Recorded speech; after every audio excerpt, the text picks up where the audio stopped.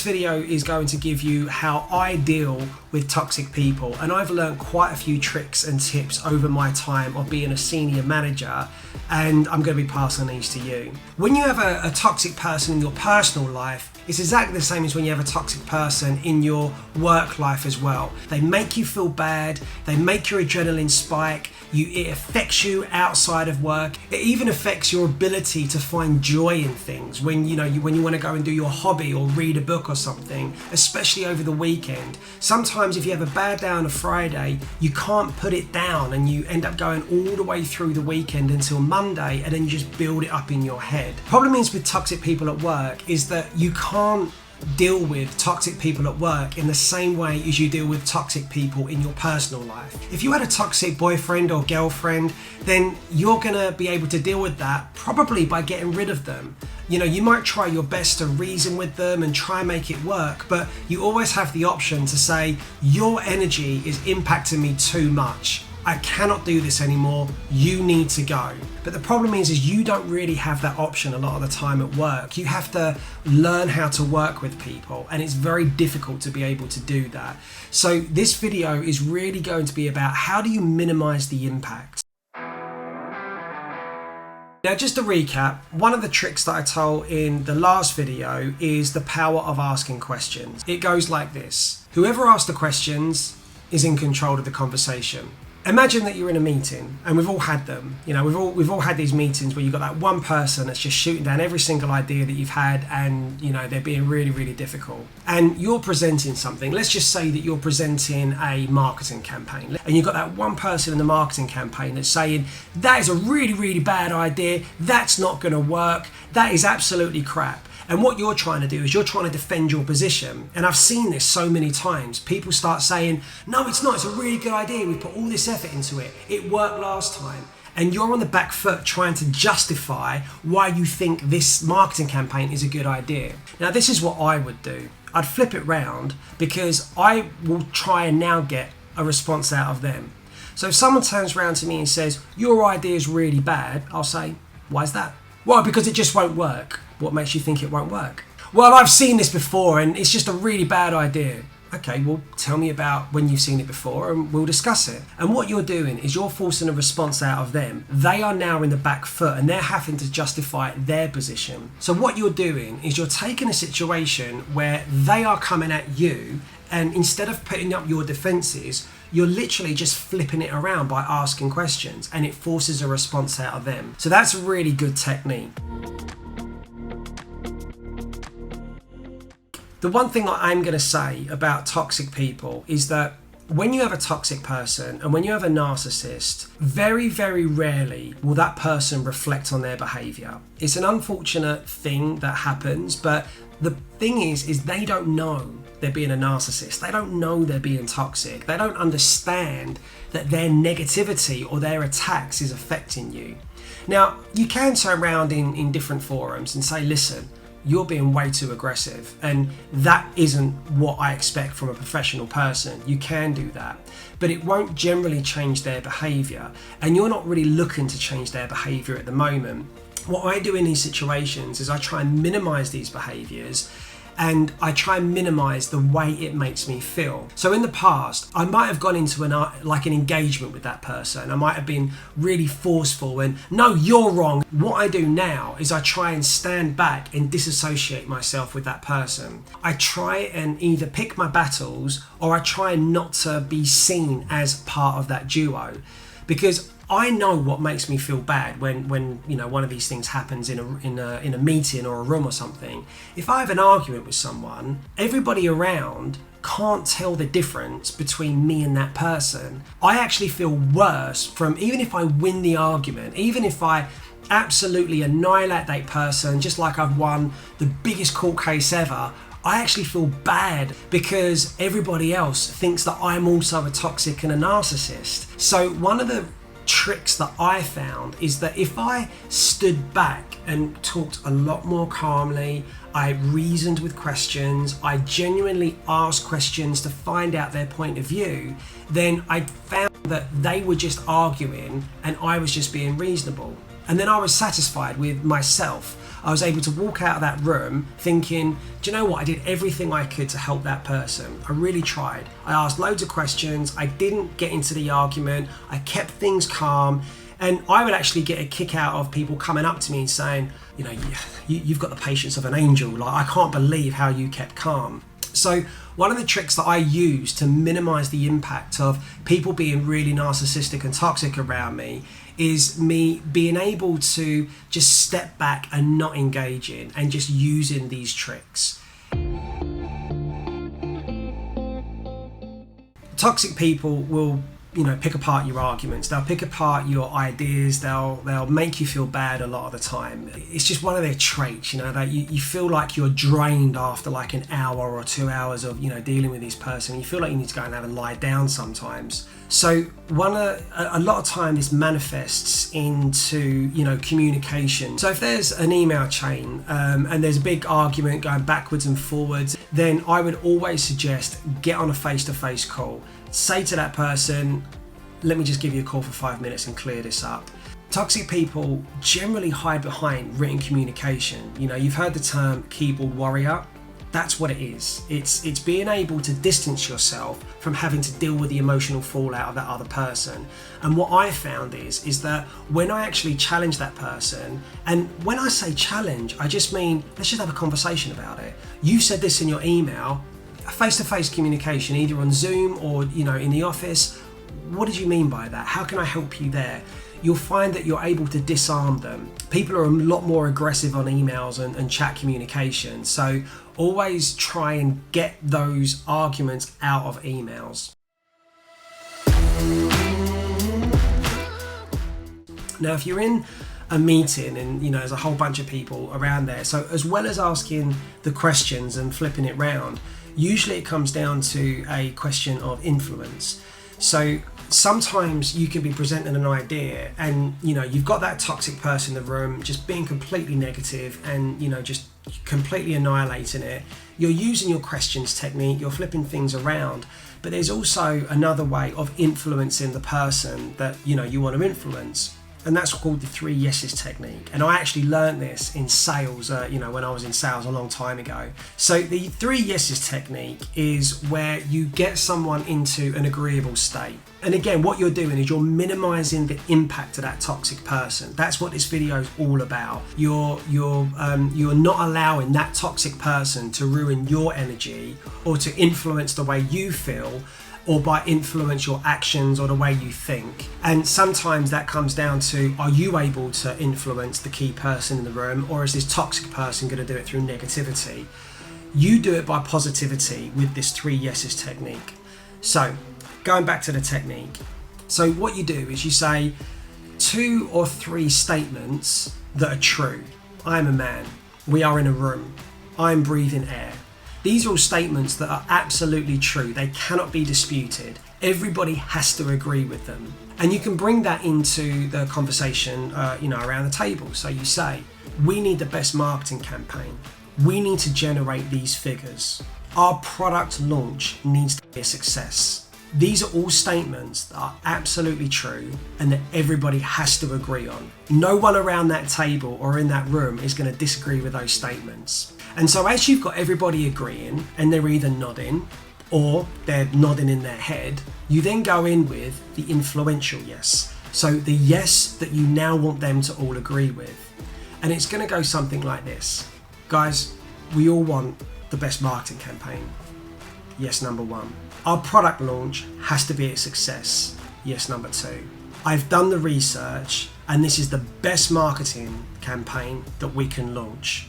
That's the statement that you've got them to agree with. And because they're already in an agreeable state, they're more likely to agree with it at the end. And then if you combine that with the questions technique, then you've kind of covered your basis. You've got the offense and you've got the defense. So, and I've used this so effectively in the past. So there is another technique that you can use. I wouldn't suggest using it all the time. It's one of those things that you can temporarily unlock a toxic person, and that's to actually stroke their ego a little bit. Now, I've had feedback backwards and forwards on this one. I've had feedback that says, yep, do you know what? Tried it, it worked, it was amazing. I've also had feedback that says it's very dangerous because you're just reinforcing the behaviour. But the reason why I generally do this myself is because I need to get something done. I weigh up the options and I think, do you know what? I just need this person to help me. I'm not going to change them. I'm not going to change this person, but I think I can unlock them. And the way you do it is this. You say to them, I've got a problem and you're the person that can help me. I've got a challenge and you're the only one that can come to my rescue. And what you do when you do that is you make them feel like they are the most important person in the room. Because really that's where the motivation's coming from. The reason why people are narcissistic and they're toxic is because there is an insecurity inside them. And so they put everybody else down trying to make them feel better. But if you make them feel really good by saying, you're the one that can help me, you're the one that I really need for this, then all the things inside them that make them feel good about themselves suddenly switch on and they are now focused on you. You're the one making them feel good. And then they turn around and start thinking, yep, I can help this person. I'm going to do it. Look at me being the hero. And they love it. And you can use this technique to unlock people to really, really good effect. I've used it to spectacular effect. There's been 1 or 2 times where it hasn't worked so well and I have just, stoked the ego and reinforced the behavior. But a lot of the time it does work and it's a really powerful technique if you just want to get something done. This really applies to when you're explaining an idea, you're explaining a concept, and again, that person starts picking holes in your idea. And what people generally tend to do is they try and go to the extremes. So, for example, let's just say that you've got a piece of software that you're building, or you've got a project that you're running, or a marketing campaign that you're going to use to sell some products. And that thing that you're building or the campaign is going to solve 90% of your problems. So, the software is going to solve 90% of the user's problems, or the project is going to solve 90%. What people generally try and start doing is picking apart by going to the 10% on either level. Well, what about this? What about that? And you'll find that they're actually talking about edge cases, things that are really unlikely to happen or don't happen very often. And then the conversation becomes about that, and you spend a lot of time trying to sort of fight back those arguments, and you're actually wasting time because the actual thing that you're building is going to solve 90% of those problems. So it's a little bit like you're going to build a house and you've got a roof and there's a couple of holes in the roof. Well, if it starts raining, there's going to be some water that's going to be getting and dripping down. But generally, you're going to be dry. You're going to be under the dry parts of the roof. But the toxic people will start fixating on those leaks. And rather than saying, yeah, we will fix the leaks in time, but right now, we can just have a roof and we can all be dry, they're going to be fixating on the fact that if you stand in a particular place under that roof, you might get wet.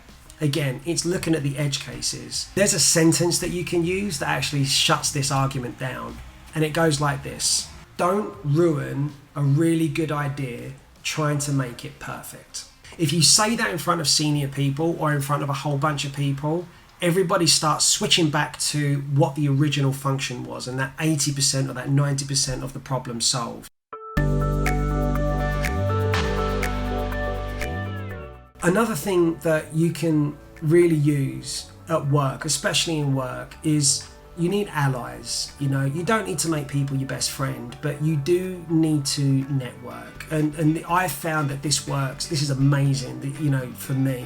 I always try and figure out a way of networking with as many people as possible. And that can be anything from fancy going for a coffee, or I understand that you're doing this. I've done that before. Do you want me to give you my insight into this? And they'll generally be helpful. And again, it's a way of minimizing, the toxicity around you, because as you help and you network, people start seeing you as a really reasonable, professional, someone that they can rely on. And naturally that starts to block out the energy, the toxic energy, because what they're trying to do is pull you down. But the more you be reasonable, the more you find joy in yourself, and the more you make allies at work and network and build relationships with people, the more you'll find that that doesn't matter. The more you'll find that the relationships you build, if you've got 3 people in the room and one of them's being really toxic, but you build relationships with the other 2 people, that person suddenly just starts to become quieter in your mind. If you feel like that person is not only just attacking you, but they're attacking everyone else, or you feel like because you're reasonable, people are looking to you as like the reasonable one, then you're going to find that that toxic energy coming from that person doesn't even matter anymore. So that's build relationships at work. It's a really powerful way of minimizing the toxicity. So that's something I'd suggest you do as well.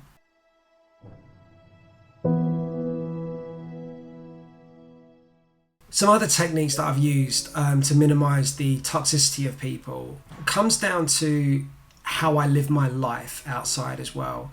I'm generally an emotional person. I've learned to deal with this. I've learned to put a brave front on, and I overcompensated in the past, and I've kind of gone through the whole journey and stuff. But I learned that by focusing on myself and focusing how I live my life outside of work and have a great benefit on how I act in work. Running for me is absolutely key, because even though I use these techniques and I'm pretty good at stakeholder management, sometimes I still need to use that adrenaline up. I need to use those I need to use that energy and those chemicals that have been released as I've been stressed and angry at work. So I always try and go for runs during the week, and it really it really helps. The other thing is I try and find joy in things, and that might sound a bit hippie and a bit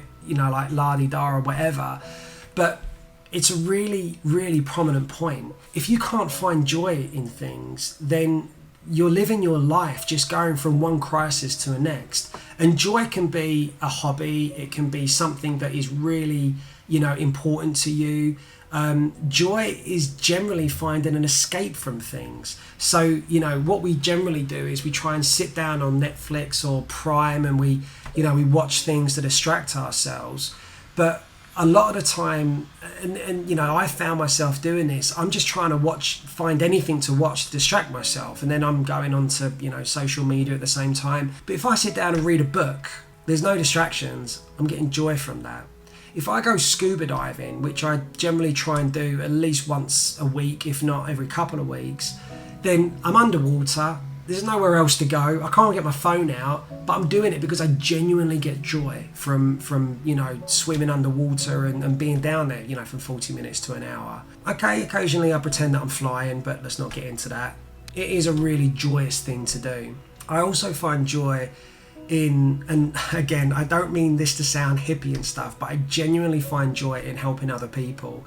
I guess that's why I do a lot of these YouTube videos. I genuinely get joy from helping people with something, whether it's a specific thing. This happens to me at work as well, and I used to do this even before I was a manager and before I was very senior in companies and stuff. I used to go out of my way to teach someone that I knew how to do something, or if I knew how to model something on Excel, or if I had figured out a really good way of organizing something or a project or something like that, I would always offer, I can teach you how I do it. And there is nothing, honestly, there is nothing more joyous than putting your energy into someone and seeing that person grow.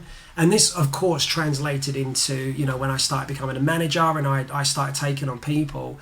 So look, I hope this helps. The reason why I make these videos is because, I've been in management, I've worked in business, and I genuinely think that there is something to be said for enjoying your time at work. Toxic people make you not enjoy your time at work. They suck the energy out of you, and you need to learn how to minimize that. And I hope that these techniques can help you minimize that and they'll reduce it.